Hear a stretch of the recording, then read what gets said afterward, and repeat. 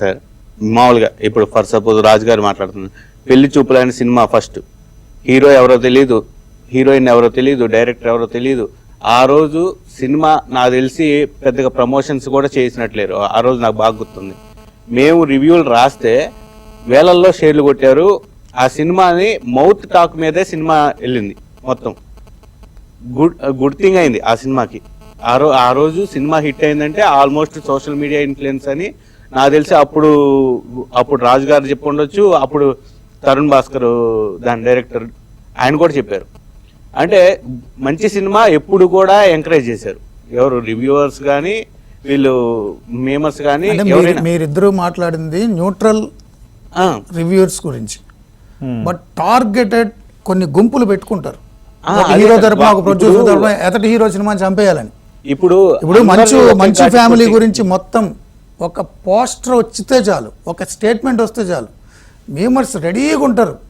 ఒక సుఖ యుద్ధ విమానం తీసుకెళ్ళినట్టు వెళ్ళిపోతారు ఆ ఫ్యామిలీ మీద. అంటే వాళ్ళు ఇచ్చే ట్రోల్ కంటెంట్ అలా ఉండదు సార్. ఇప్పుడు అంటే వాళ్ళు ఎప్పటికీ ఎన్ని వందల కోట్లు పెట్టి సినిమా తీసినా అది కామెడీ అయిపోయేలా చేస్తారు కదా. ఇప్పుడు ఫర్ సపోజ్ నిన్న మనోజ్ చేశాడు కన్నప్ప గురించి ఒక ట్వీట్ వేశారు.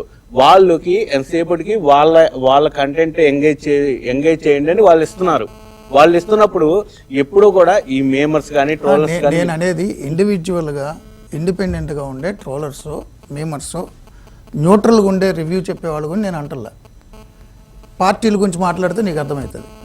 ఇప్పుడు చాలామంది ట్విట్టర్లో ఫేస్బుక్లో వాళ్ళ ఇన్స్టాల్లో పార్టీల మీద నాయకుల మీద ఒపీనియన్స్ చెప్తారు. అది వాళ్ళ భావ ప్రకటన స్వేచ్ఛ.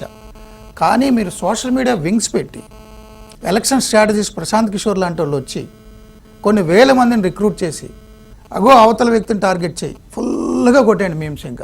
ఇక రాజకీయాలు అతను పనికిరాడు. జలీల్ ఖాన్ అనే వ్యక్తి చాలా సీనియర్ ఎమ్మెల్యే, మంచి లీడరు. విజయవాడ పాత బస్తీలో చాలామంది పేదలను ఆదుకున్న వ్యక్తి. బీకాన్లో ఫిజిక్స్ అనే ఒక్క మీమ్ చేసి ఒక పార్టీ అపోజిట్ పార్టీ కుమ్మతను పడేశారు. అతని కెరీర్ ఏమవ్వాలి, హెల్త్ ఏమవ్వాలి, మెంటల్గా ఫిజికల్గా. నేను ఎగ్జాంపుల్ చెప్పా, ఆయన గురించి కాదు, ఆయన బాగానే ఉన్నాడులే, ఎగ్జాంపుల్ చెప్తున్నా. అంటే అపోజిషన్ పార్టీ వాళ్ళు లేదా ప్రత్యర్థి పార్టీ వాళ్ళు ఎదటి పార్టీ నాయకుల్ని పార్టీల్ని ఓడించడానికి జీతాలు ఇచ్చి మూకలను పెంచి ఇన్ఫ్లుయెన్సర్స్ని తయారు చేసి వదిలేస్తుంటే వాళ్ళ గురించి ఏంటంటున్నా. అలాగే సినిమాలు కూడా చేస్తున్నారు.